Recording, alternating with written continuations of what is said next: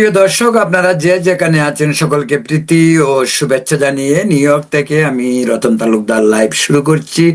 আজকে এই বিষয়টি একটু আন্তর্জাতিক বা দেশি মিলিয়েই, বিশেষ করে ইসলামিক যে ওয়াজ মাহফিলগুলি দেশে এবং দেশের বাইরে হয়, সেই বিষয়গুলির উপরে আলোকপাত করতে চাচ্ছি। বিষয়টি এই কারণেই গুরুত্বপূর্ণ, গত মঙ্গলবার 1 এপ্রিল বাংলাদেশের মৌলানা মিজানুর রহমান আজহারি তিনি অস্ট্রেলিয়া সফর করছিলেন। অস্ট্রেলিয়া সফরের মাঝেই তাকে ভিসা বাতিল করা হয় এবং তাকে অস্ট্রেলিয়া ত্যাগের নির্দেশ দেওয়া হয় সরকারিভাবে। বিষয়টি এই কারণেই, তিনি অস্ট্রেলিয়া সফর করছিলেন বেশ কয়েকটি সফরে, যেটি যে অনেকগুলি শহরে তার বক্তৃতা দেওয়ার কথা ছিল। তার মাঝে সেই যে সিরিজ, সেটির নাম দেওয়া হয়েছিল লেগেসি অফ ফেথ। স্বাভাবিকভাবেই বোঝা যাচ্ছে ধর্মীয় আলোচনা।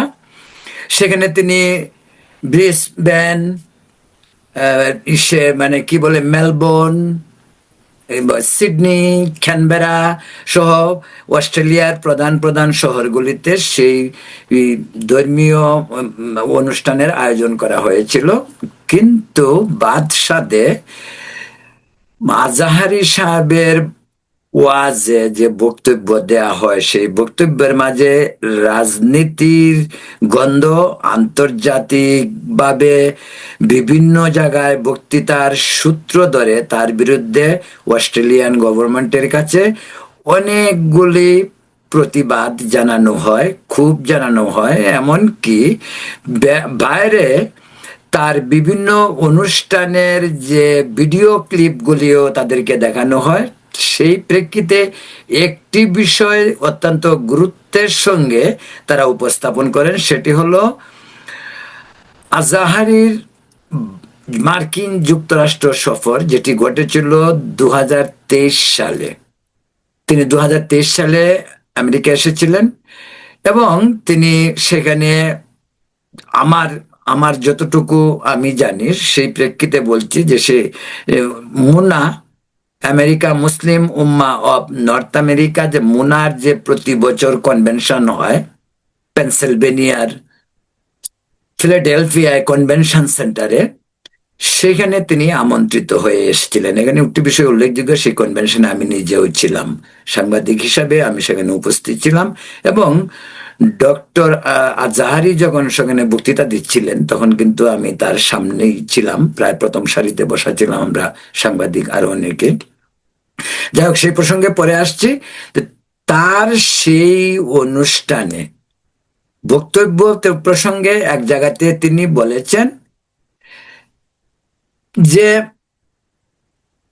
ভিসা বাতিলের কারণ উল্লেখ করে অস্ট্রেলিয়ান কর্তৃপক্ষ জানায়, তিনি বলেছিলেন যে হিটলারের প্রশংসা করে, ইহুদিদের বিরুদ্ধে হিটলারের প্রশংসা করে যে তিনি মন্তব্য করেছিলেন, সেই মন্তব্যটি আপত্তিকর মনে হয়েছে তাদের কাছে।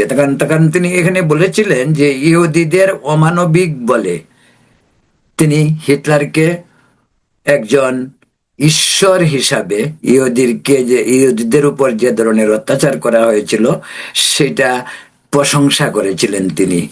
সেই প্রশংসা তাদের কাছে অত্যন্ত আপত্তিকর মনে হয়েছে। তিনি বলেছিলেন যে হিটলার ইহুদিদের স্রষ্টা এবং প্রদত্ত যে শাস্তি ইহুদিরা পেয়েছিলেন তা ঈশ্বর প্রদত্ত। উল্লেখ্য, তিনি এও বলেন যে বিশ্বের বড় বড় সন্ত্রাসীদের মাঝে ইহুদিরা অন্যতম। তাছাড়া তিনি হিটলারের নিষ্ঠুরতা নিয়ে ইহুদিদের প্রতি তিনি আনন্দ উপভোগ করেন এবং তিনি বক্তৃতায় সেই আনন্দ প্রকাশ করেন বলে জানা গেছে। তবে একটি বিষয় আমি এখন বলতে চাই যে বাংলাদেশে হোক, বা দেশের বাইরে হোক, বাংলাদেশের যে ইসলামিক স্কলার যারা দেশে বিদেশে বক্তব্য রাখেন, বিশেষ করে আজহারী সাহেব কিন্তু এর আগে যুক্তরাষ্ট্র, এমনকি তিনি বাংলাদেশ থেকেও বিতাড়িত হয়েছিলেন পতিত আগের সরকার, শেখ হাসিনা সরকারের আমলে। তার বিভিন্ন ধরনের কারণ উল্লেখ করে তাকে দেশ থেকে বহিষ্কার করা হয়। তিনি মালয়েশিয়া, ইন্দোনেশিয়া, ফার ইস্টে তিনি বসবাস করতে থাকেন। 24-এর সরকার পরিবর্তনের পর তিনি আবার বাংলাদেশে ফিরে আসেন। এখন এখন তিনি বাংলাদেশে নিয়মিত তার প্রোগ্রামগুলি তিনি করছেন, বিভিন্ন ওয়াজ মাহফিলে তিনি যাচ্ছেন। তো সেই প্রোগ্রামগুলিতে তিনি গিয়ে যে সমস্ত বক্তব্য বাংলাদেশে রাখেন, বাইরে এসে কিন্তু তিনি সেই সমস্ত বক্তব্য রাখতে পারেন না। যেমন আমি আমেরিকায় 2023-এ তার আগমন উপলক্ষে তিনি মুনা কনভেনশনে যে বক্তব্যটা রেখেছিলেন, সেখানে আমি নিজেই ছিলাম, পূর্বেই বলেছি। সেই বক্তব্যে কিন্তু তিনি বাংলাদেশের রাজনীতি নিয়ে একটি কথাও বলেননি। মূলত তিনি আলোচনা করেছেন পবিত্র কোরআন শরীফ নিয়ে, কোরআন, হাদিস, মহানবী, এই সমস্ত নিয়ে তিনি কথা বলছেন, হুইচ ইজ ভেরি রাইট।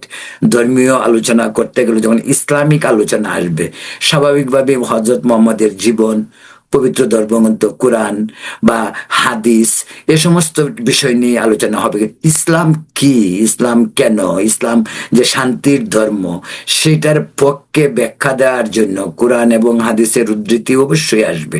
এবং এটাই যে কোনো ধর্মীয় উৎসবে, ওয়াজে, বিশেষ করে ইসলামিক জলসায় যে সমস্ত বক্তব্য রাখা হয় তার বিষয়বস্তু হওয়া উচিত। তাই কিন্তু বাংলাদেশের ব্যাপারে ব্যতিক্রম ঘটে। আমি আগে আমেরিকান পার্টটার কথা বলছি, যেহেতু ওই কনভেনশনে আমি নিজেও ছিলাম। আমি নিজেও মৌলানা মিজানুর রহমান আজহারির একটি ইন্টারভিউ নিতে চেয়েছিলাম, যদিও তিনি ইন্টারভিউ দেননি, 1-to-1 বা পার্সোনাল ইন্টারভিউ তিনি দিতে চাননি। সেটা হয়তো তার জন্য মার্কিন সরকারের হয়তো একটু নিষেধাজ্ঞা থাকতে পারে। যেমনটি বলছিলাম, তিনি সেখানে বক্তব্য দেওয়ার সময় একটি প্রসঙ্গ বাংলাদেশের রাজনীতি নিয়ে কথা বলেননি, যদিও তিনি তখন বাংলাদেশ থেকে নির্বাসিত ছিলেন। তখন বাংলাদেশে সাবেক প্রধানমন্ত্রী শেখ হাসিনার নেতৃত্বে আওয়ামী লীগের সরকার ছিল। তো যে বিষয়টা হয়েছে যে তিনি অন্য কোনো ধর্ম নিয়ে কথা বলবেন এরকমটিও তিনি বিশেষ করে উপমহাদেশ নিয়ে তিনি কোনো কথা বলেননি। তো এখানে আরেকটি বিষয় খুব উল্লেখযোগ্য মনে হয়েছে, আমেরিকা তাকে যে শর্তে ভিসা দিয়েছিল সেই শর্তেই হয়তো সেটা ছিল যে কোনো ধরনের উস্কানিমূলক বা অন্য ধর্মের সমালোচনা করার মতো বিষয়বস্তু যেন তার বক্তব্যে না আসে, এবং কোনো কিছু তেমন আসেওনি।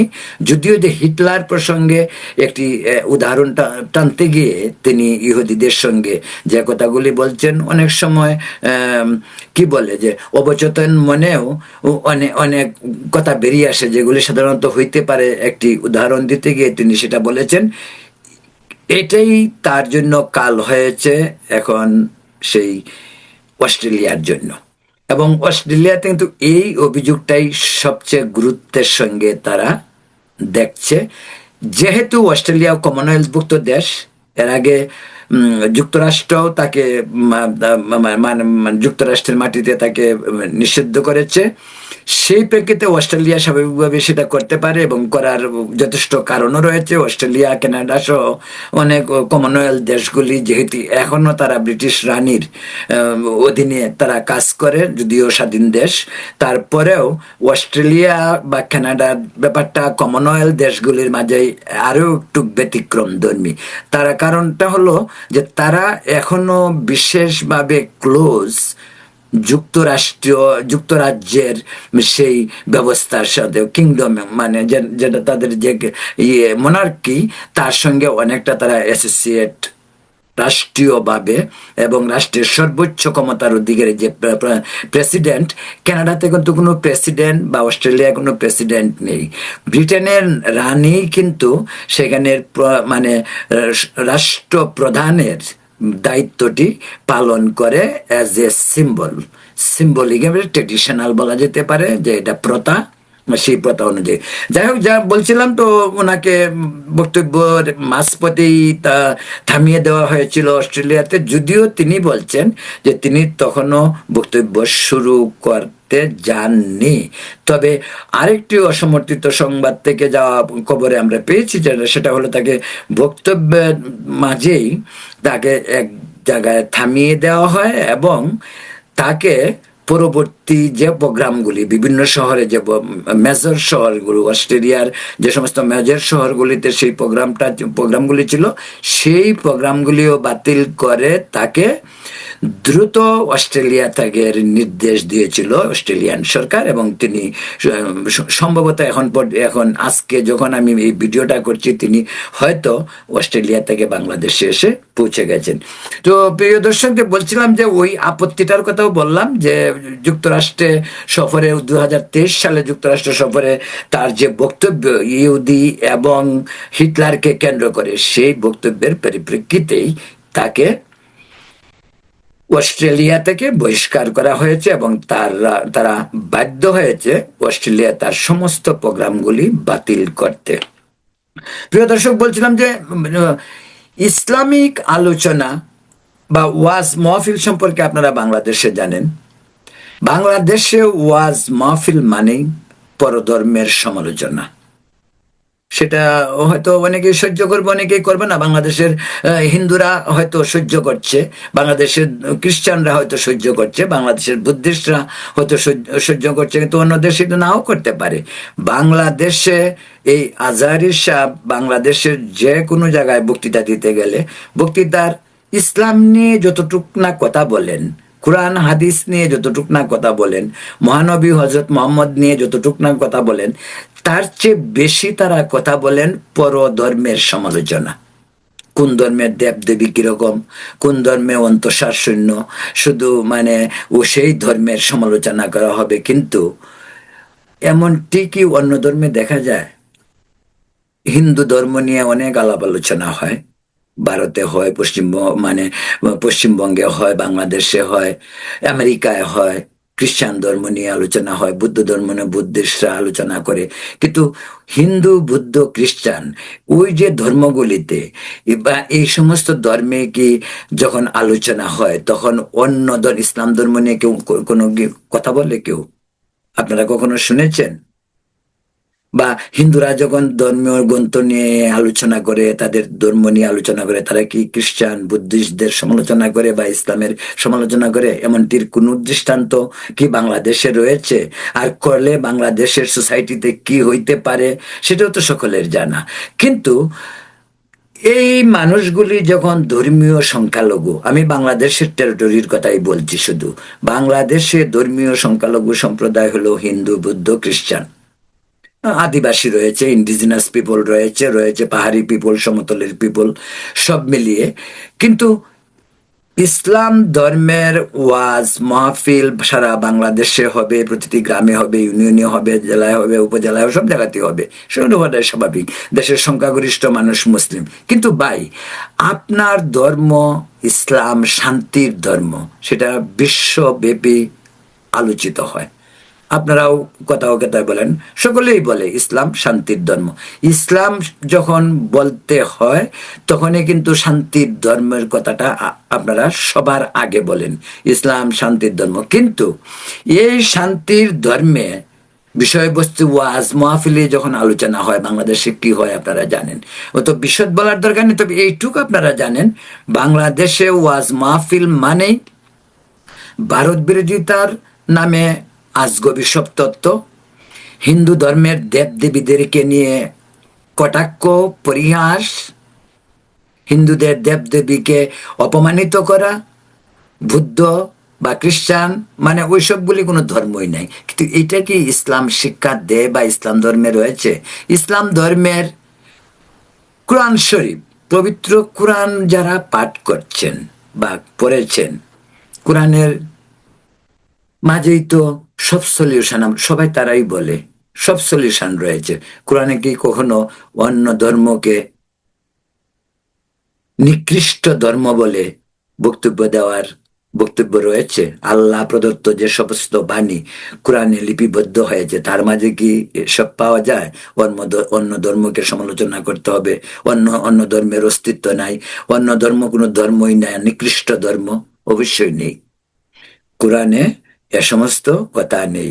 বেসিক্যালি আরো সহজভাবে বলতে হয়, আপনি যদি উদার ভাবে বলা যায়, হিন্দু, বৌদ্ধ, খ্রিস্টান, মুসলিম সমস্ত ধর্মেই কিন্তু ঈশ্বরের বাণী কিন্তু একরকম। কোন ধর্মে মানুষকে ঘৃণা শেখায় না, অশান্তি শেখায় না, কোন ধর্ম অন্যের সমালোচনা করা শেখায় না। তো আপনাদের ধর্ম যদি শান্ত, আপনার ধর্ম সম্পর্কে আপনি কথা বলবেন, আপনি কোরআন শরীফ আল্লাহ প্রদত্ত ধর্মগ্রন্থ, আপনি কোরআন নিয়ে আলোচনা করুন।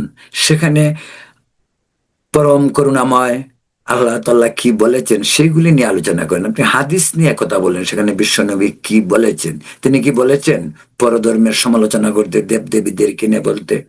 তা তো বলেননি। বিদায় হজের ভাষণ দেখেন, সেখানে তিনি সমঝোতার কথা বলেননি, প্রতিবেশীর সঙ্গে সুসম্পর্কের কথা বলেননি।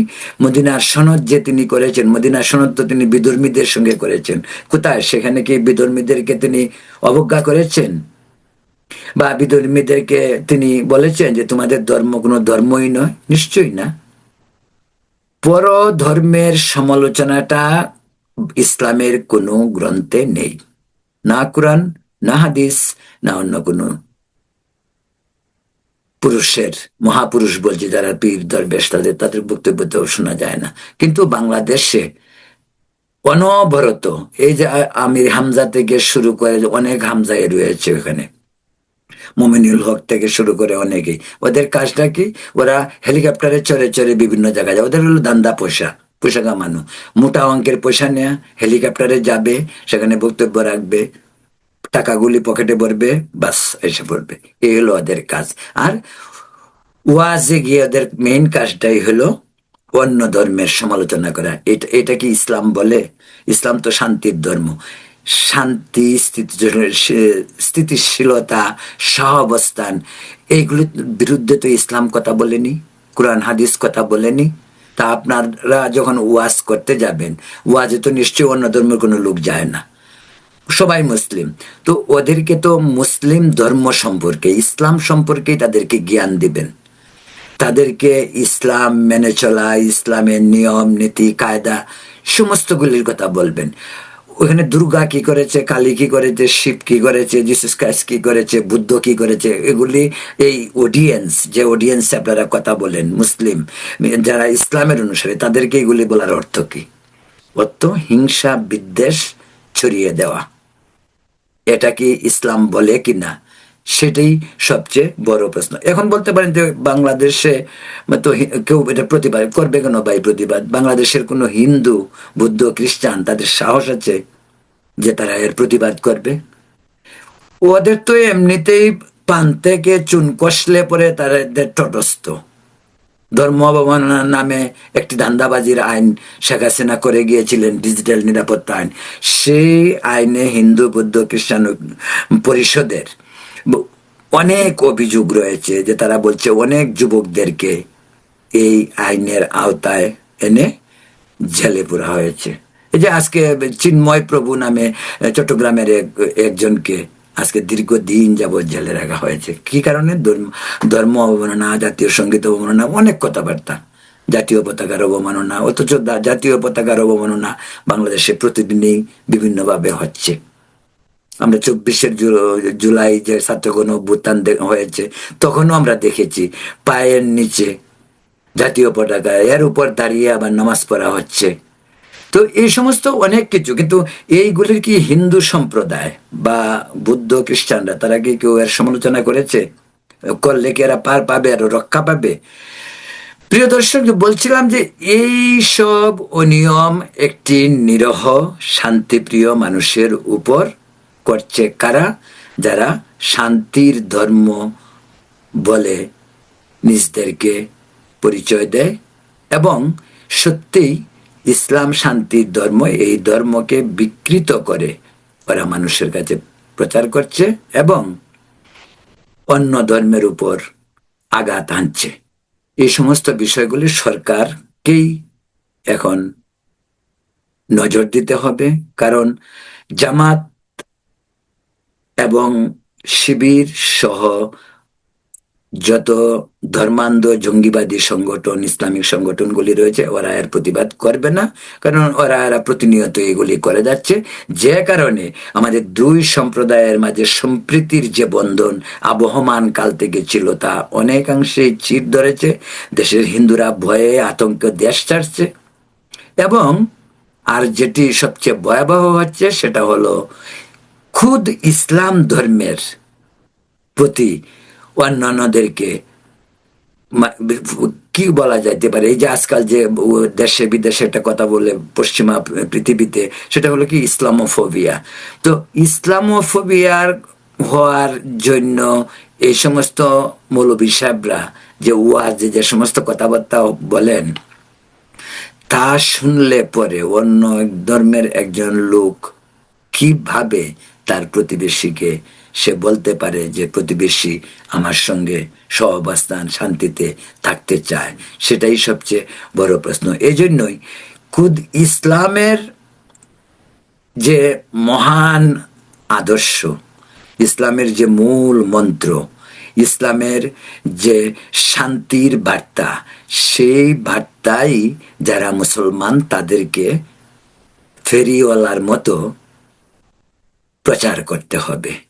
তবেই প্রকৃত ইসলামের প্রতি মানুষের শ্রদ্ধা বাড়বে, সম্মান বাড়বে। অন্যথায় এই নিরহ ভিন্ন ধর্মাবলম্বীদেরকে আঘাত করে ইসলামকে শান্তির ধর্ম বলে পৃথিবীতে প্রচার করা কষ্টকর হতে পারে। যে কারণেই আজকে সারা পৃথিবীতে ইসলামোফোবিয়া একটি ব্যাধি হয়ে দাঁড়িয়েছে। এর থেকে সমস্ত জাতিকে মুক্তি করতে হবে, কারণ হিন্দু, মুসলিম, বুদ্ধ, খ্রিস্টান সকল জাতি একসঙ্গে মিলেমিশে এক সূত্রে গেঁথে থাকলে পৃথিবীর যে দেশেই হোক সম্প্রীতি এবং উন্নয়ন একসাথে চলতে পারে। প্রিয় দর্শক, এখন এই পর্যন্তই। ভালো থাকুন, সুস্থ থাকুন এবং নিরাপদ থাকুন। ধন্যবাদ।